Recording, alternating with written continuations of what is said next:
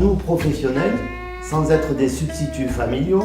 comment on peut les aider dans ce processus d'émancipation, mais aussi de gestion de la frustration. Si vous aviez des conseils à donner aux professionnels, et je reviendrai sur la question des successions tout à l'heure à travers oui, des avec exemples. plaisir. Oui. Alors, je pense qu'effectivement, là, ça interroge, si vous le permettez, les propres représentations des professionnels et, j'ai envie de dire, le propre rapport que les professionnels peuvent avoir à l'argent et la posture qu'ils peuvent prendre quand ils sont dans une fonction de aider, accompagner, gérer pour un autre, etc. Je pense que là, ça implique vraiment, et je pense qu'il y a un travail à faire sur comment à la fois être au clair avec nos représentations et comment ne pas enfermer soit la personne que l'on a sous tutelle, soit la personne que l'on accompagne ou la famille que l'on peut accompagner, sans leur imposer notre propre rapport à l'argent, notre propre représentation. Je pense qu'il y a aussi, pour respecter, j'ai envie de dire, l'interaction, pour respecter les personnes que l'on aide, les personnes que l'on accompagne, justement dans leur différence, dans leur dignité, je pense qu'il y a à faire un travail quelquefois même de décentrement, essayer d'entendre quels sont, on parlait de désir, quels sont les projets, quels sont les désirs, parce qu'on parlait de désir, mais dans la notion de désir, il y a aussi la notion de projet. Comment je me projette dans tout à l'heure, dans demain, dans après-demain, etc. Donc, lâcher un peu notre propre rapport à l'argent, notre propre fonction quelquefois qui est un peu trop gestionnaire, un peu trop comptable, un peu trop sur le registre économique de l'argent, pour aller entendre ce que la personne à côté de nous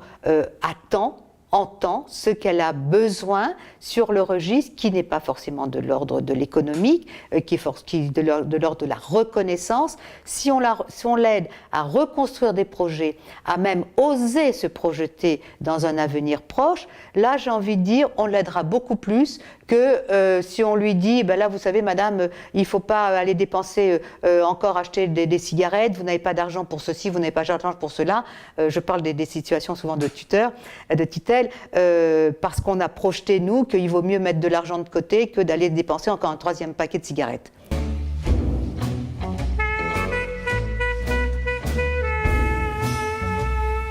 Dans nos métiers de tuteur, on est amené, c'est la loi qui nous invite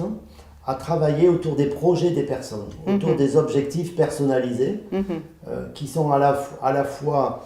une réponse à des questions économiques, de vivre, bien sûr, de besoin de s'habiller, de se loger, mais qui sont aussi, ces objectifs relèvent aussi de projets qui touchent à sa vie sociale, à son logement, à ses loisirs, et vous semblez dire que vous nous invitez en quelque sorte à travailler sur les projets pour que notre désir il ne se limite pas à une réponse économique. Tout à fait, tout à fait. Et là aussi, peut-être qu'on est quelquefois trop enfermé dans sa fonction, encore une fois, comptable, où on doit faire attention à ne pas dépasser des budgets. Mais j'ai envie de dire, il faut sortir d'une pensée un petit peu clivée, dualiste, où on est ou dans le comptable, ou dans l'extra-économique. On peut à la fois respecter un budget et entendre aussi certaines dimensions extra-économiques de l'ordre de l'humain. Et quand on parle de projet, ça ne s'oppose pas.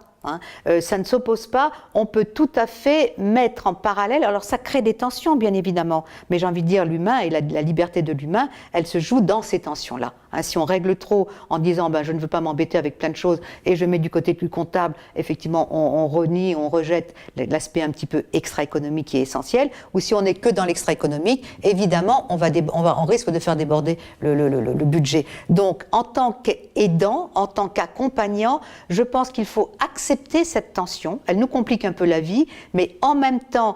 on peut être dans et la gestion et l'entente du désir. Et en tant que projet, pourquoi c'est intéressant? Parce que en vous écoutant un petit peu me poser des questions, j'entends que finalement le désir, mais peut-être encore plus le projet, nous met en mouvement. C'est-à-dire qu'on ne reste plus enfermé dans la situation présente qui nous écrase, qui nous lie, et j'ai envie de dire en tant qu'accompagnant, et c'est un petit peu la même chose en tant que psy, quand on a une personne qui vient, une famille qui vient nous voir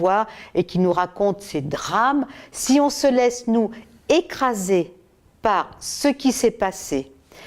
la situation présente, l'angoisse que l'on a à entendre, bien entendu. Donc on a à entendre les frustrations. Mais si on se laisse engluer comme le patient et en tant qu'intervenant, si vous vous laissez engluer par la limite du budget, vous ne permettez pas aux familles et aux personnes que vous suivez d'aller dépasser cette situation actuelle et présente. Donc je fais un parallèle avec nous en tant que thérapeute. Aujourd'hui, on est capable d'entendre le drame de la famille qui vient nous voir, mais surtout, on essaye, en entendant ce drame, on essaye d'entendre ce qui, quand même, a amené cette famille-là à avoir de la ressource, à avoir du rebond, des capacités de rebond, à entendre à travers le drame qu'elle a vécu ce qui est encore, qui tient debout, ce qui peut servir de point d'appui, et on va appuyer là-dessus pour imaginer ce qu'elle pourra faire demain. Et je pense que ça, c'est quelque chose à laquelle on n'est pas toujours habitué,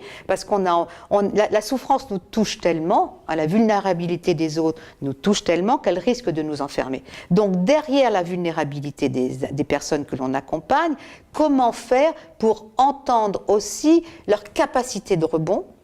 et les forces quand même qu'il arrive à les faire tenir debout. Même si c'est infime, même si c'est ténu, je pense qu'il faut aiguiser notre attention, notre regard vis-à-vis de l'autre, et là c'est très de l'ordre de Lévinas que je vous raconte,